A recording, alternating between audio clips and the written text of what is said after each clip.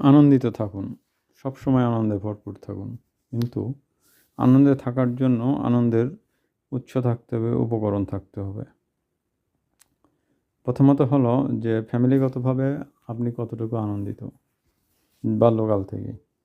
ফ্যামিলিগতভাবে আনন্দে থাকতে হলে বাবা মায়ের সুসম্পর্ক, ভাই বোনের মধ্যে সুসম্পর্ক, প্রতিবেশী, বন্ধুবান্ধব, স্কুলের খেলার সাথী, পড়ার সাথী, সব কিছু মিলেই একটা কনজেনিয়াল এনভায়রনমেন্ট বা অনুকূল পরিবেশ থাকতে হবে।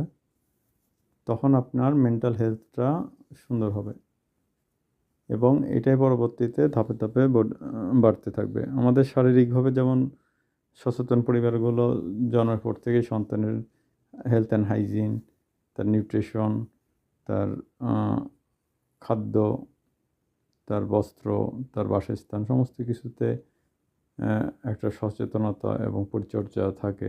ঠিক তেমনি আমাদের মানসিক পরিচর্যাও সেই বাল্যকাল থেকেই হয়ে থাকে। দেখা যায় যে ম্যাক্সিমাম পরিবারেই সন্তানরা পরিবারের কাছে সবচেয়ে বেশি নির্যাতিত এবং সবচেয়ে বেশি নির্যাতনের শিকার তার আপন মা, বাবা, ভাই এবং বোনের, এদের কাছ থেকে, প্রতিবেশীর কাছ থেকে, আত্মীয় স্বজনের কাছ থেকে। তখনই তার মেন্টাল হেলথে প্রবলেম দেখা দেয় এবং পরবর্তী জীবনে তারা কখনোই আর সুখী হইতে পারে না, না দাম্পত্য জীবনে, না সামাজিক জীবনে, না কর্মজীবনে। এবং কর্মজীবনেও এইসব যখন কোনো চাকরিদাতা চাকরি দেন তখন তার মেন্টাল হেলথটা ভালোভাবে পরখ করে নেন।